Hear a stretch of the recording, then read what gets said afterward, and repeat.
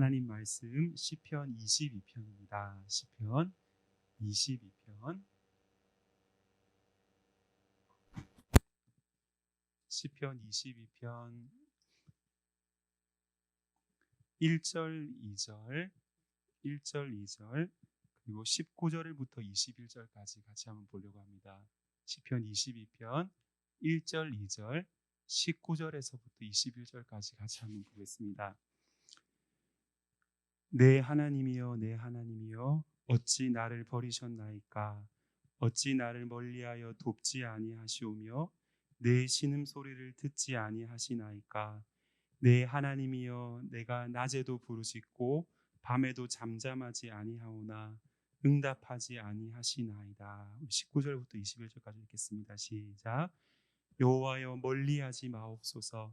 나의 힘이시여, 속히 나를 도우소서. 내 생명을 칼에서 건지시며 내 유일한 것을 개의 세력에서 구하소서. 나를 사자의 입에서 구하소서. 주께서 내게 응답하시고 들소의 뿔에서 구원하셨나이다. 아멘. 고난 주간, 한 주간을 어떻게 보내고 계시는지요? 몸은 많이 고되고 우리가 좀 피곤할 수 있지만은 그러나 지난 월요일부터 주신 그 귀한 말씀을 붙잡고 주님 은혜 가운데 거하시는 그런 복된 여러분 모두가 되시길 주님 이름으로 축복합니다. 시편 22편은 메시아의 순환 예고시 이렇게 우리가 알려져 있습니다. 예수님 십자가 지실 때에 나타내 보이신 많은 모습들이, 그리고 그분이 십자가 위에서 행하신 말씀들이 시편 22편의 곳곳에 묘사되어져 있습니다. 그래서 찰스 스펄전 목사님은 시편 22편을 십자가의 시다 이렇게 표현하기도 했습니다. 시작하는 절 1절을 보시면요, 내 하나님이여, 내 하나님이여, 어찌하여 나를 버리셨나이까? 다윗이 절규함으로 시작하는 이 시는 예수님께서 십자가 위에서 엘리 엘리 라마 사박다니라고 하셨던 그 절규와 동일한 고백을 담고 있습니다. 그리고 시의 마지막 절을 보시면요, 와서 그의 공의를 나타낼 백성에게 전하며 주께서 이를 행하셨다 이렇게 되어 있는데, 요한복음 19장 30절에서 예수님께서 신 포도주를 다 받으신 후에 뭐라고 말씀하셨습니까? 다 이루었다. 테텔레스타이. 주님이 그 말씀하셨던 것이죠. 이와 같이 시편 22편은 복음서의 마지막 부분, 곧 우리 주님 십자가 지시는 그때에 칠흑 같은 어두움이 덮쳤던 정오에서부터 오후 3시까지 일어났던 일들에 대한 예언들로 가득한 시가 바로 시편 22편이기에 학자들은 이 22편의 시를 제5복음서이다 이렇게도 부르기도 했던 것입니다. 한 가지 우리가 기억해야 될 사실이 무엇이겠습니까? 예수님 십자가를 지실 때에 그 긴 침묵의 시간 가운데 몇 마디를 내뱉으셨을 때에 그 말을 뱉으시는 그 시간 외의 모든 과정들을 통과하시면서 우리 주님께서는 바로 이 시편의 말씀, 특별히 시편 22편의 말씀을 끊임없이 하나님 앞에 되뇌이고 묵상하고 그 말씀을 붙드심으로 십자가를 지고 계셨다라고 하는 것입니다. 실제로 다윗이 체험한 바를 기록하고 고백한 것이라 하기에는 너무나도 생생하게 예수 십자가에 달리신 그 상황에 대한 묘사가 너무나 생생하기 때문에 이 시를 우리는 다윗이 선지자적으로 메시아의 순환 보실 것을 예고한 예언의 시다 그렇게도 말을 하는 것이죠.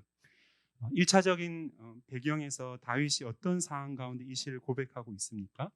20절부터 21절에 다윗이 처한 상황을 우리가 살펴볼 수 있는데요, 내 생명을 칼에서 건지시며 내 유일한 것을 개의 세력에서 구하소서.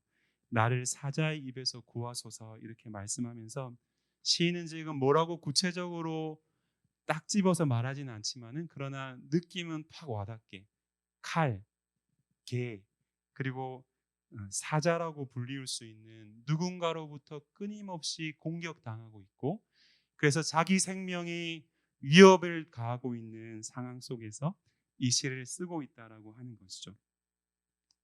우리도 삶을 살아갈 때에 내가 잘못한 것도 없고 내가 해를 가한 것도 없는 상대로부터 마치 원수와 같이 나를 사악하고 끈질기게 공격해오는 그런 공격을 당할 때가 있지 않습니까? 그로 인해서 고통이 가득하여서 주님 앞에 나아가는데 하나님께서 아직도 나를 구해주지 않으신다. 이것이 바로 시인이 이 시편 22편을 고백하고 있는 상황인 것이죠. 삶이 고난이라는 것은 어떤 면에서는 동의는 되고 지금까지 많은 시간들 동안의 삶 속에 고난이 없었던 것이 아니기 때문에 그 부분은 어떤 식으로든지 내가 마음으로 인정할 수 있는데, 그런데 더 큰 시인의 삶에 지금 처한 고난이 무엇이냐면 바로 고난 속에 하나님의 응답이 발견되고 있지 않음으로 인한 고통을 지금 호소하고 있는 것이죠. 그래서 전반부는 21절까지는 버림당한 자와 같은 심정으로 하나님 앞에 고난 속의 부르짖음을 말하고 있고, 또 후반부 22절부터 끝절까지는 응답을 통해 얻은 승리를 찬양하는 장면이 바로 이 시편 22편 전체의 구조라 할 수 있는데, 오늘은 그 전반부의 고난부의 내용을 여러분과 같이 살펴보기 원하는 것입니다. 1절부터 2절을 한번 보시면요, 내 하나님이여 내 하나님이 어찌하여 나를 버리셨나이까? 어찌하여 나를 멀리하여 돕지 아니하시오며 내 신음소리를 듣지 아니하시나이까? 내 하나님이여 내가 낮에도 부르짖고 밤에도 잠잠하지 아니하오나 응답지 아니하십니다. 이렇게 말하고 있어요. 시인과 다윗과 하나님은 아주 특별한 관계였습니다.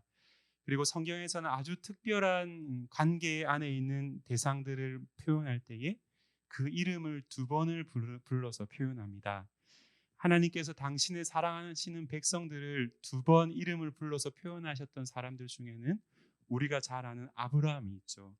아브라함이 창세기 22장에서 모리아 산에서 아들 이삭을 이렇게 사로잡아 결박하여 묶고 쳐서 죽이려 하는 그 순간에 창세기 22장 11절은 이렇게 말합니다. 여호와의 사자가 하늘에서부터 그를 불러 이르시되 아브라함아 아브라함아 하시는지라.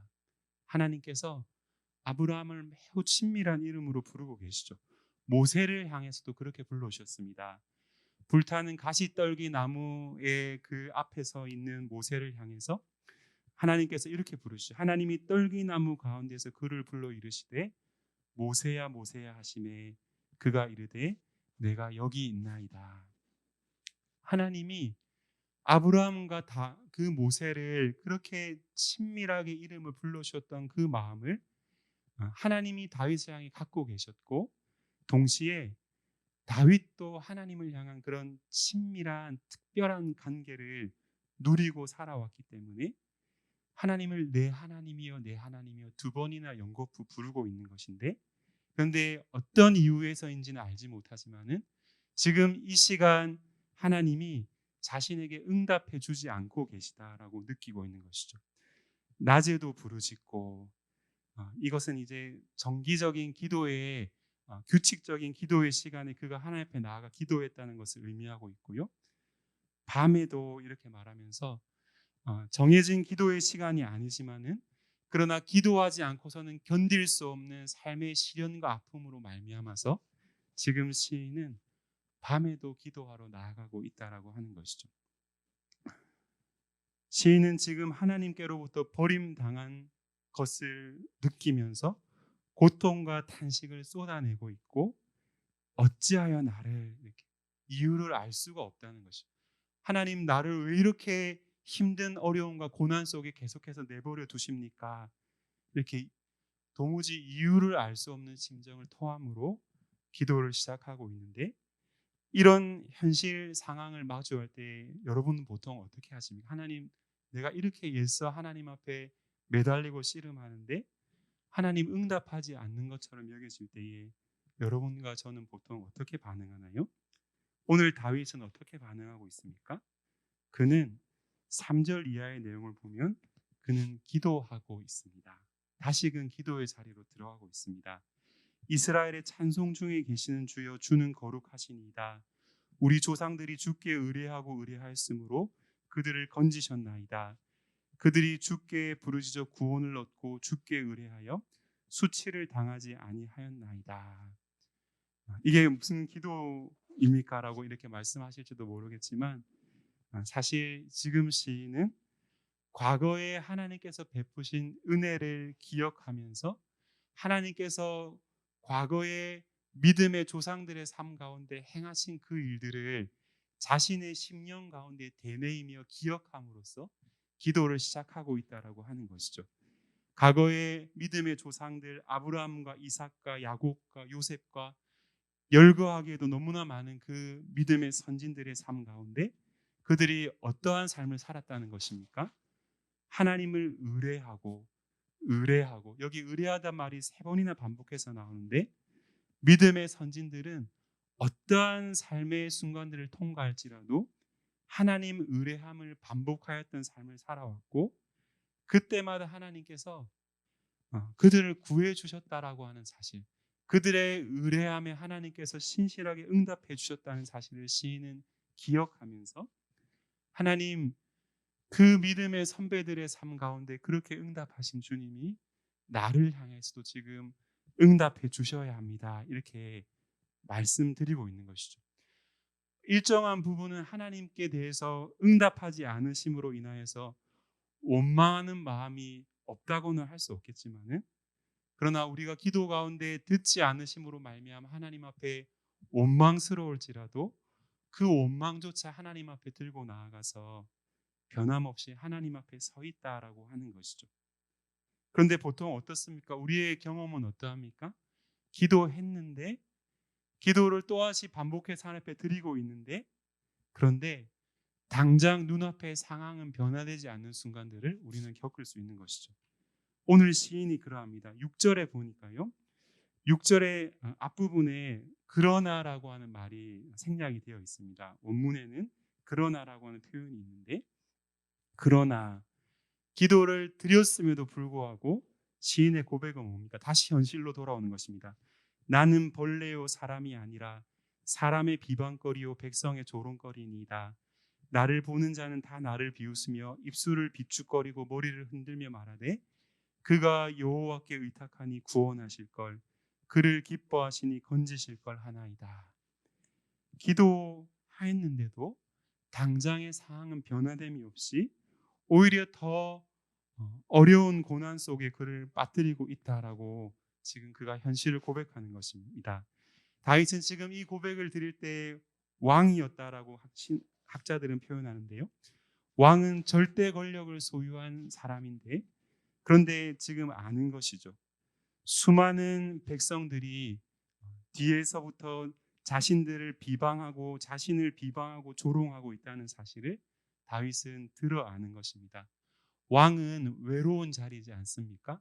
왕은 너무나 많은 사람들의 필요와 요청에 응답해야 되면서도 불구하고 또한 왕은 홀로 그 모든 결정을 내려야 되기 때문에 외로운 자리인데 당시 이스라엘 백성들 중에는 여호와 하나님을 섬기지 않고 오히려 가나안 족속들이 섬기던 우상인 바알을 숭배하던 사람들이 있었는데 그들로부터 다윗이 놀림을 당한다라고 하는 것이죠. 하나님의 뜻대로 구하면 행하면 하나님이 구원해 주셔야 할 텐데 네 삶이 그게 뭐냐 이렇게 사람들이 조롱해 왔을 때에 사실 믿음으로 살아가는 인생들에게 그런 조롱의 말을 듣는 것이 얼마나 큰 고통이겠습니까? 응답하지 않고 계시는 하나님을 대면해야 하는 시간들이 성도에게 얼마나 큰 고통이겠습니까? 그런데 현실이 그러한 데에 다윗은 무엇하고 있습니까? 9절 이하를 보시면은 다윗은 또다시 기도하고 있습니다. 오직 주께서 나를 모태에서 나오게 하시고 내 어머니의 젖을 먹을 때 의지하게 하셨나이다. 내가 날 때부터 주께 맡긴 바 되었고 모태에서 나올 때부터 주는 나의 하나님이 되셨나이다. 나를 멀리하지 마옵소서.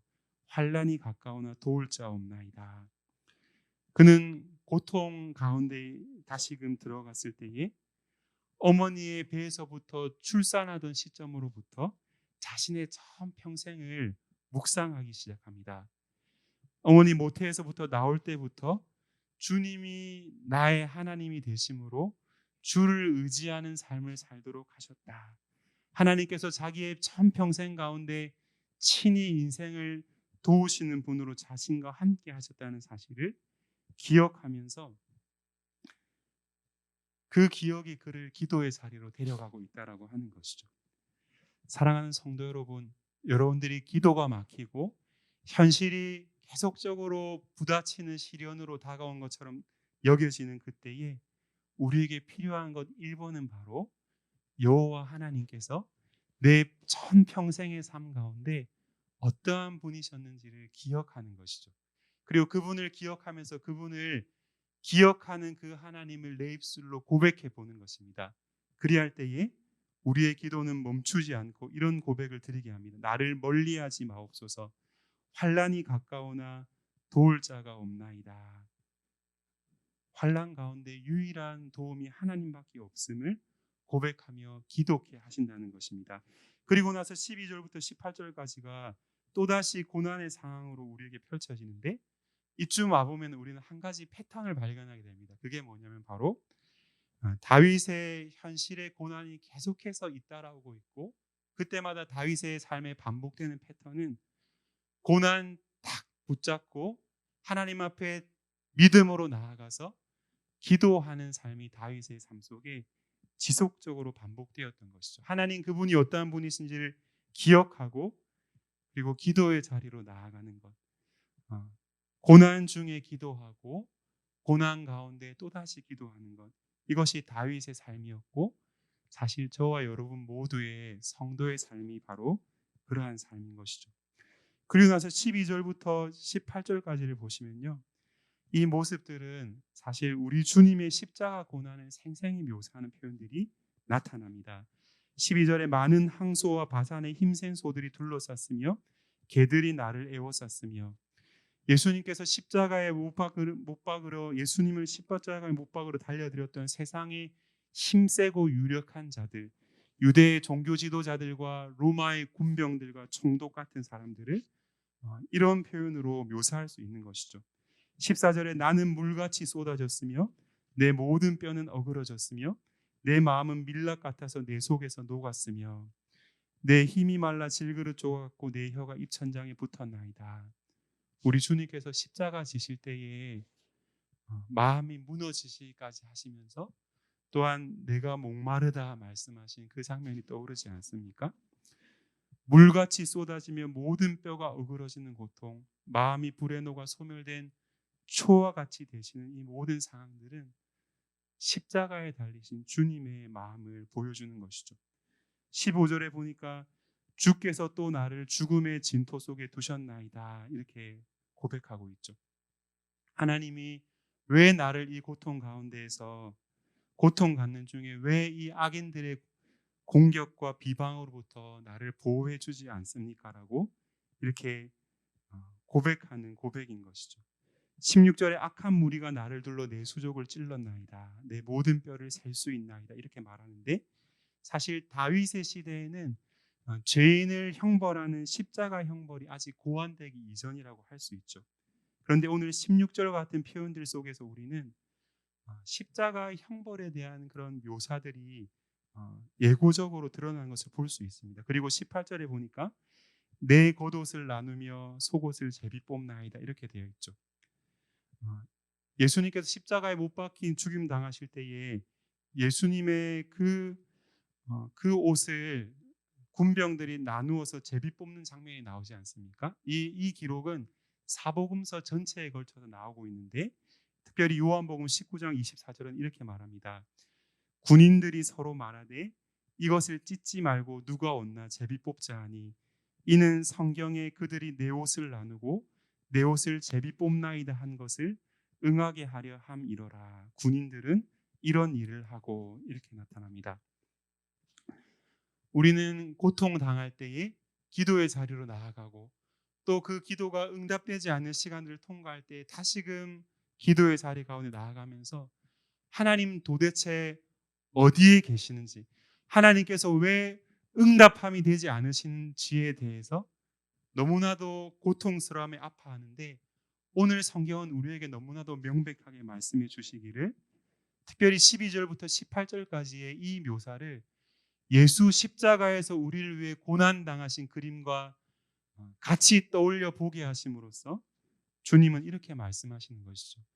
네가 고통 당할 때에, 네가 다른 사람들로부터 조롱당하고 핍박당할 때에 너의 모든 고통과 환난과 아픔, 바로 옆에서 너와 함께, 혹은 너의 모든 아픔과 고통을 내가 대신 감당하시기까지 하면서 나는 너와 함께 있는 하나님이다, 이 말씀을 하시는 것이죠. 사실 다윗이 수족을 찔리는 고통을 당한 기록은 성경 어디를 찾아봐도 발견되지 않습니다. 그리고 힘이 말라 질그릇 주워 갖고 혀가 입천장에 붙었다, 이런 표현들이 나오는데 사실 다윗이 이 정도의 어려움과 고통을 당했는지 우리가 정확하게 살펴볼 수는 없습니다. 내 모든 뼈를 셀 수 있나이다.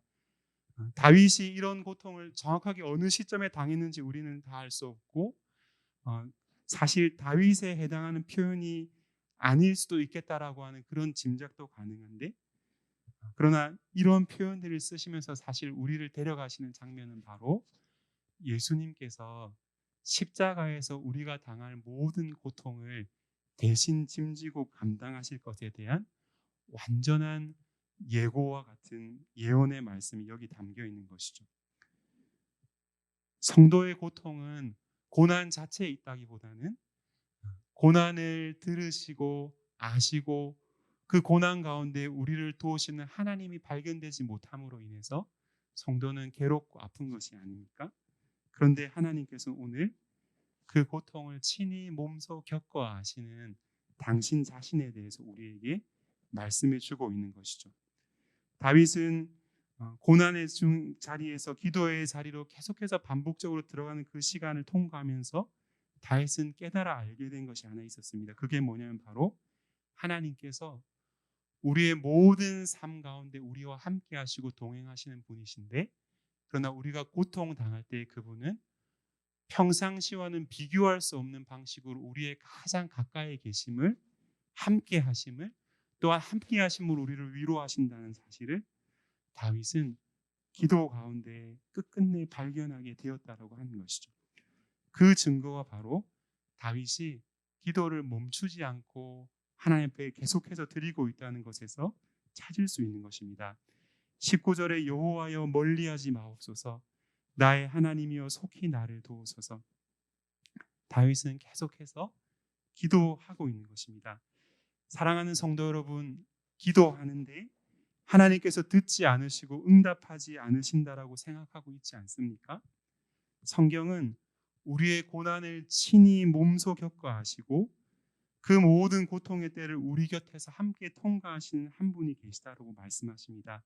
하나님께서 우리가 기도할 때 멀리 계시거나 듣지 않으시거나 모르신다라고 말씀하는 것이 아니라 그분은 가까이 계시고 듣고 계시고 알고 계신다라고 말씀하는 것이죠. 그리고 그 모든 일들의 증거를 다윗은 희미한 그림으로 이해했지만 우리는 십자가를 바라보면서 너무나도 생생하게 발견할 수 있다라고 하는 것입니다. 우리는 버림당한 것 같이 느껴질 수 있지만 그러나 결코 버림당한 자들이 아닙니다. 우리를 대신해서 친히 하나님께로부터 버림당하신 분의 버림당하심으로 우리는 하나님 앞에 값없는 은혜로 받아들여지게 된 존재라는 사실을 기억하십시오. 히브리서 말씀을 읽어드리면서 마무리하고자 합니다. 그러므로 우리에게 큰 대제사장이 계시니 승천하시니 곧 하나님의 아들 예수시라. 우리가 믿는 도리를 굳게 잡을지어다. 우리에게 있는 대제사장은 우리의 연약함을 동정하지 못하실 리가 아니요 모든 일에 우리와 똑같이 시험을 받으시니로되 죄는 없으시니라. 그러므로 우리는 긍휼하심을 받고 때를 따라 돕는 은혜를 얻기 위하여 은혜의 보좌 앞에 담대히 나아갈 것이니라. 아멘. 사랑하는 성도 여러분, 이 시간 우리가 기도할 때에 우리의 기도를 듣고 아시는, 그리고 우리의 고통과 아픔과 눈물을 친히 겪어 아시는 그분이 우리의 기도를 들으신다 그렇게 말씀합니다. 이번 고난 주간을 통과하면서 그 주님을 더욱더 가까이서 맛보고 누려 아시는 그런 은혜가 우리 모두의 삶 가운데 허락되기를 간절히 소원합니다.